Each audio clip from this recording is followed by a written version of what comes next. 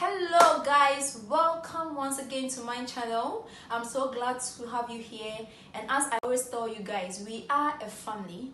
If you don't know whom I am, my name is Animah, aka the Pam TV show, Animah TV show. So guys, if you have not subscribed to my channel, please subscribe now and give it a huge thumbs up.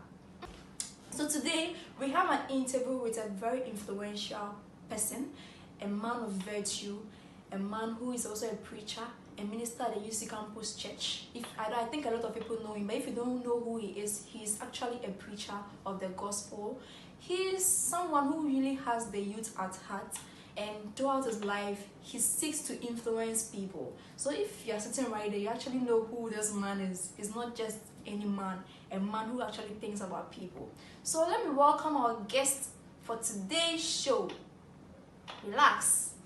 Preacher Frank Essien, you're warmly welcome to my show. I'm so glad to have you here. Also, as people actually know you, have I left anything out? Anything you think my audience are supposed to know? Well, first of all, thank you for having me on your show, and thank you for the kind words in your introduction.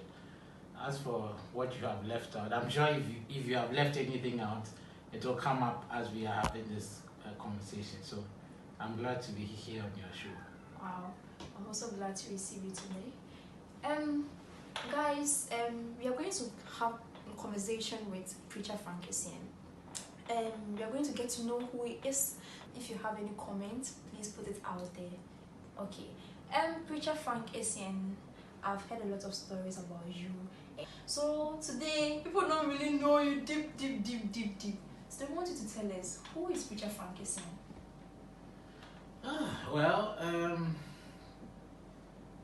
Frank Essien was born some 40 years ago at Bremai Sikuma.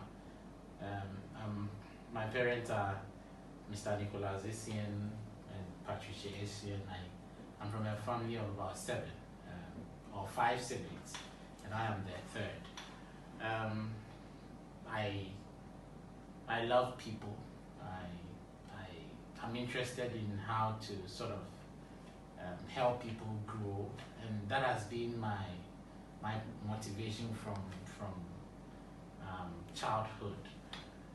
In terms of education, I started my education at Essien. So that's where my mother comes from. Essien Local Authority Primary, and I went to I think class 1, and then I went to my parents took me to an international school at Essien, Caroline Stroman International School. I was there till class 4 when my father was transferred to Abuna Street Road, and so that is where I finished my elementary education, and then I went to Swesco, secondary school then, as it was known, and I studied agric science. But I also had a passion, for most of you know, initially I wanted to become a footballer.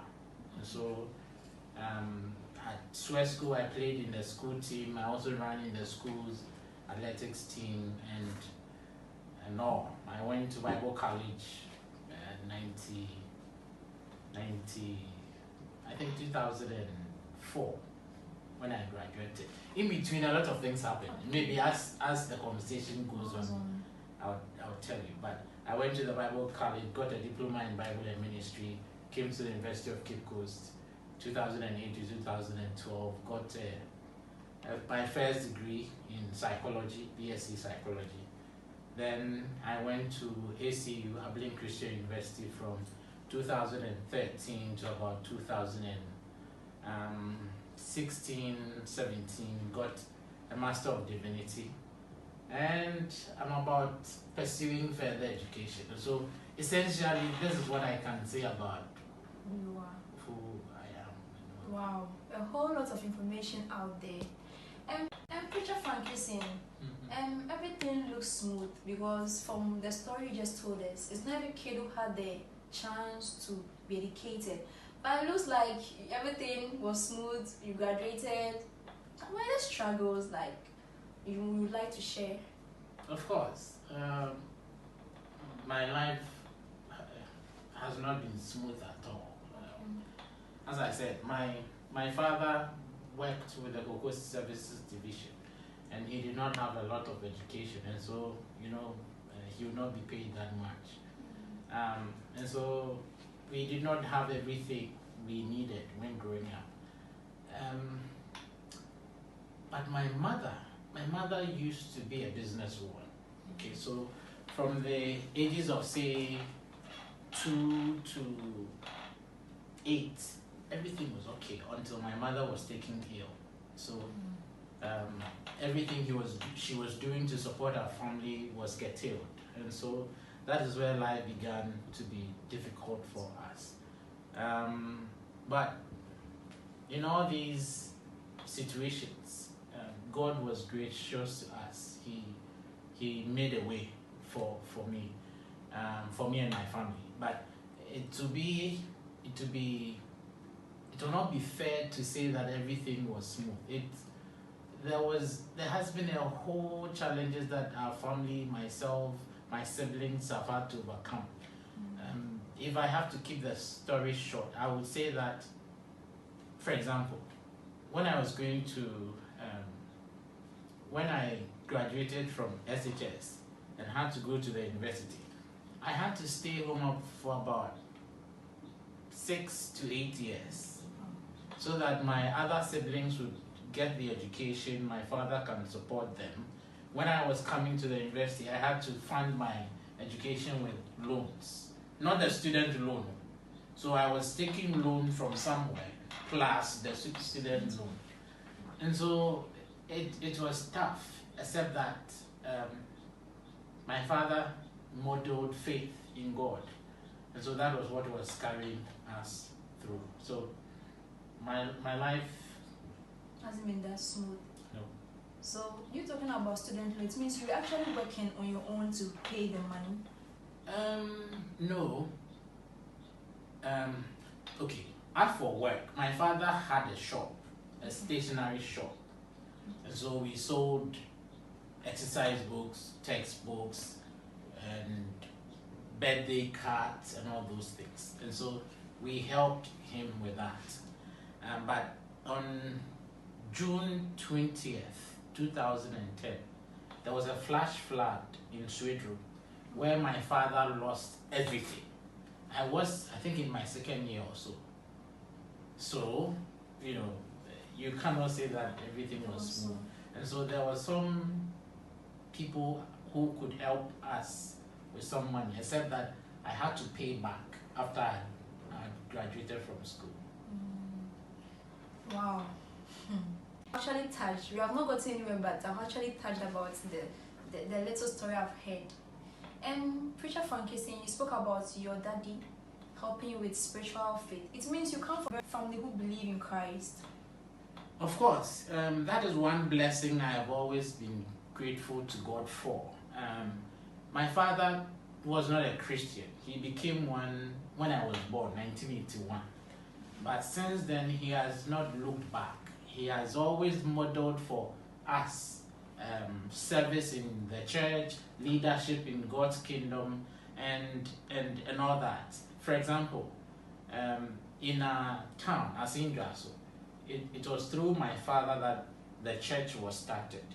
And so everything happened in our house. Baking the Lord's Supper, he did it. I'll see him early morning mixing the dough and baking the bread, the Lord's Supper wine. He would make it. In the evening, we had no lights then, no electricity. And so he would use this lantern, and he knew how to operate it. So I saw all those things. I told you my mother fell sick, and my father stood by her, always praying, always trying to find a way. So yes, my household has always been a house where faith and trust in God is important. That has been part of how I was brought up. Wow. So can I conclude that because of the family you come from, that's why you shifted from being a footballer to become a pastor now? Oh no. Ministry was an accident. It wasn't something I wanted to do. Okay. I I didn't think I was cut for ministry. I told you that life became difficult for us when my mother fell sick. In fact, my mother was sick for about 17 years. Oh. So imagine all the resources that my father had to channel to secure her life. And so at the time, I had friends who were playing soccer, and I developed an interest in it. And if you remember, I don't know whether you were born in 1991, but Ghana won the Under-17 World Cup in Italy. And when the Black Stars came, they were rewarded with some huge money. And so every young person wanted to become a footballer, knowing that, you know, you could get some money and make life. And so I thought that football would be an opportunity for me to take my family out of poverty, rather than going to school and all those things. And meanwhile, I was also struggling to pass math. So that is what led me into soccer. I developed a passion for it, and I thought that it would be an opportunity out of poverty. But whilst preparing for a foreign travel to play some justifiers in Malta, I suffered an injury to my leg, the left leg. Okay. It got twisted, and that is where I was shattered. Because at the time I thought, as a young person, I wasn't doing bad things.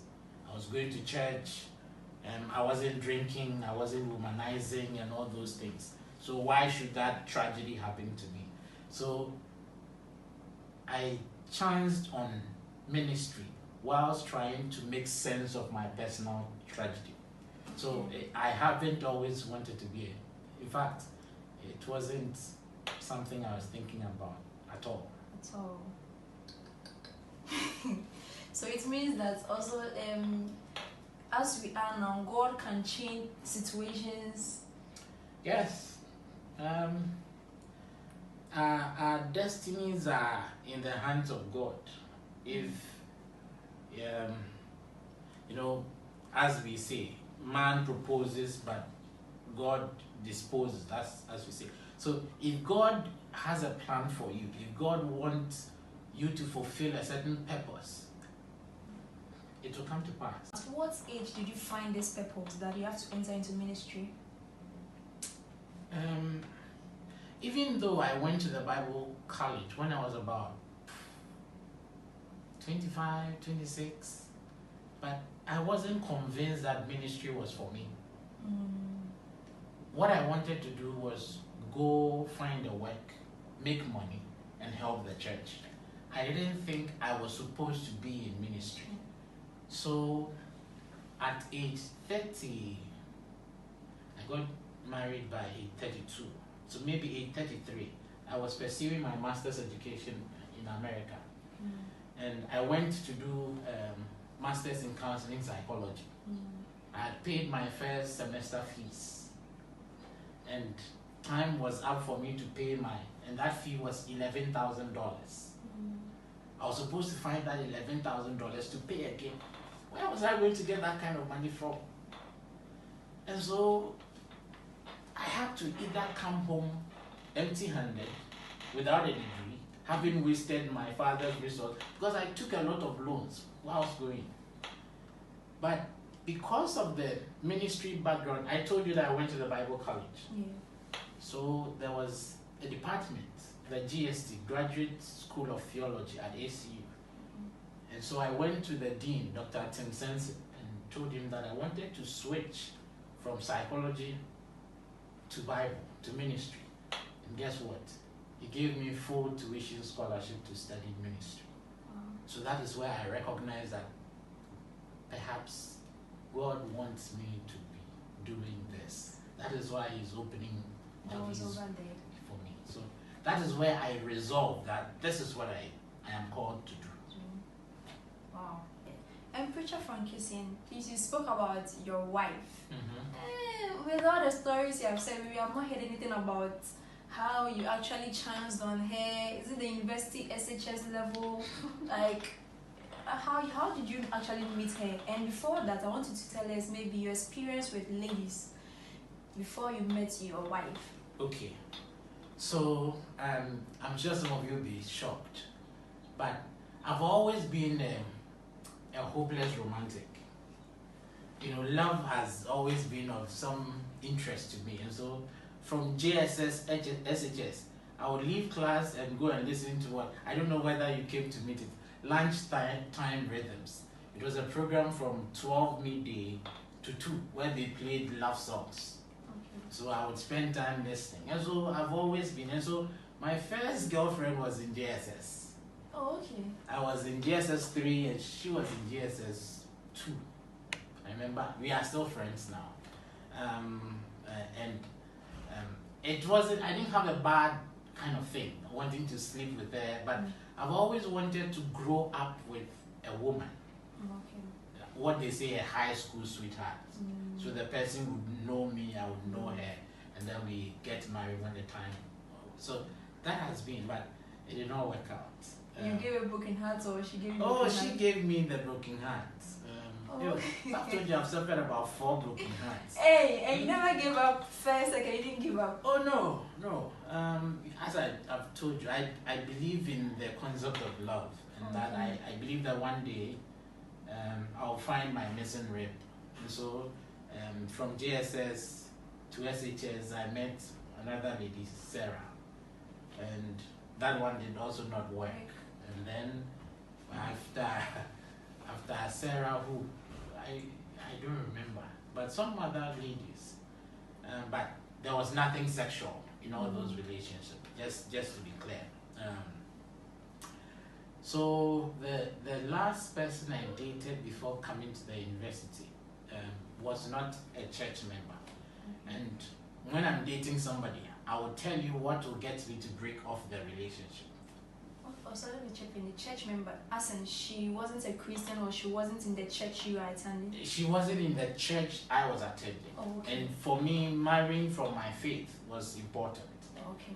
And so I told her, I didn't want to force her. I told her to try to get to know what I believe in, but she wasn't interested.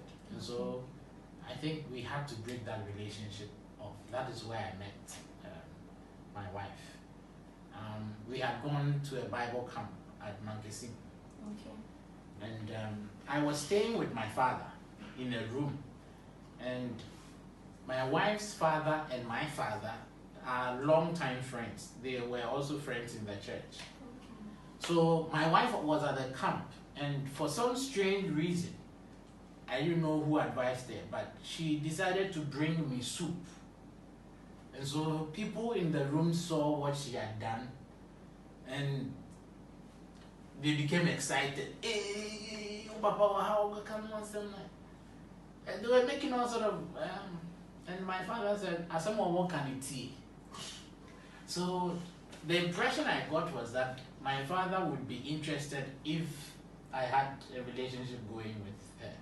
And so when I was leaving for school, I think it was December 2010, and so when school reopened in January, I told my father that, well, I don't know whether she's dating or not.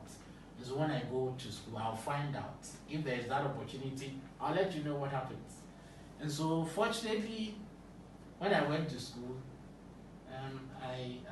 I proposed and she accepted, and that is how things started. Did you see green signs before you proposed, or you just went ahead? Well, of course, I had to see some signs, but signs are, you can see signs, but they may be mere signs. You have to ask the actual question.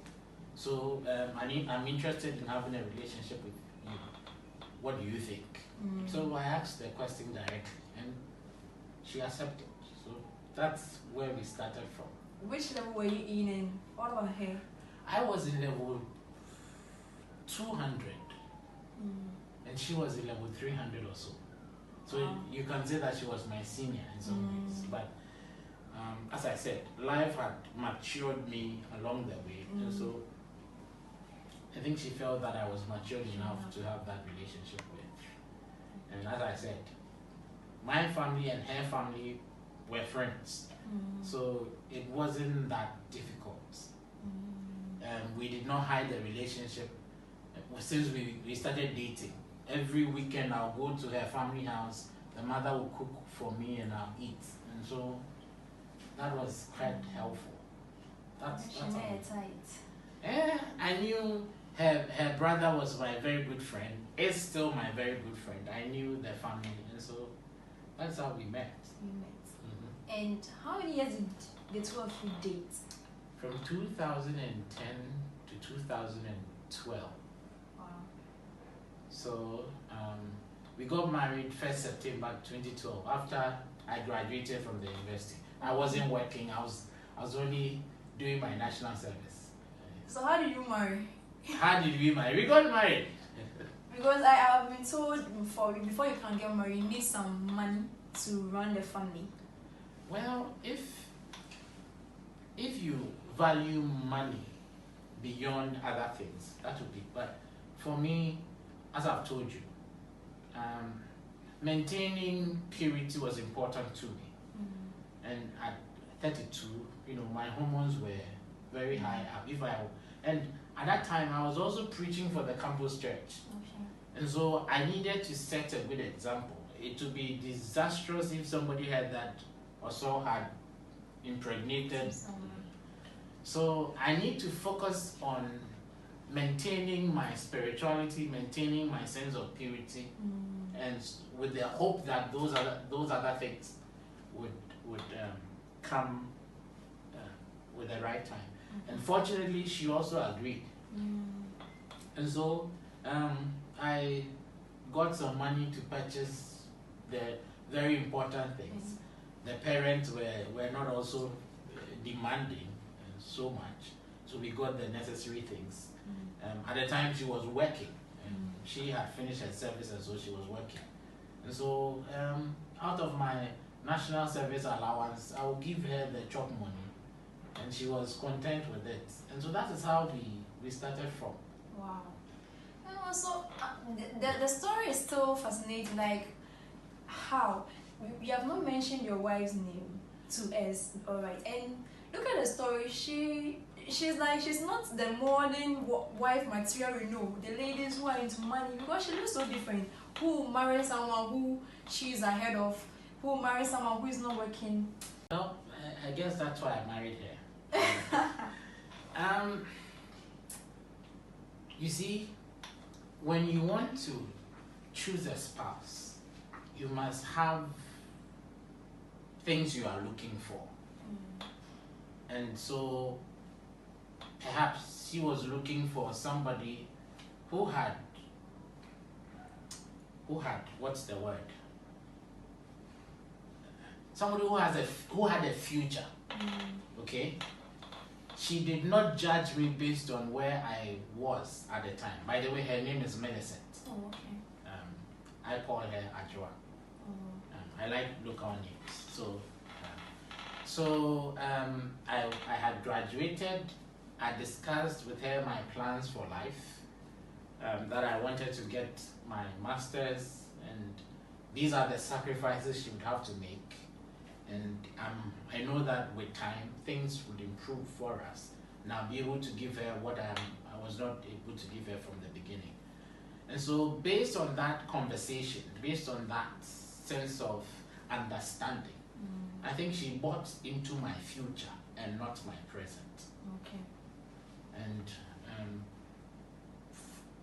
with somebody I began with nothing with, I'm sure to be hard, or to be the height of insensitivity for me to sort of disappoint her when life becomes better.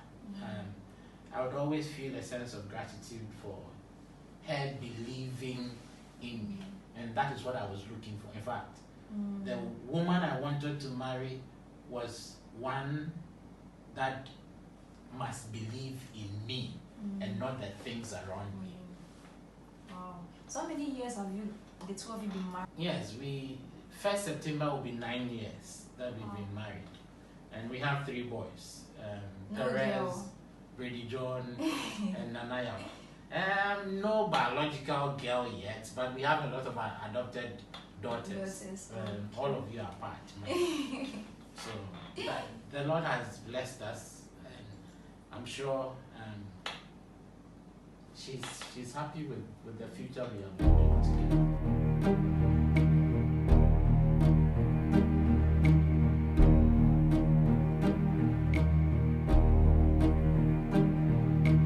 Who can say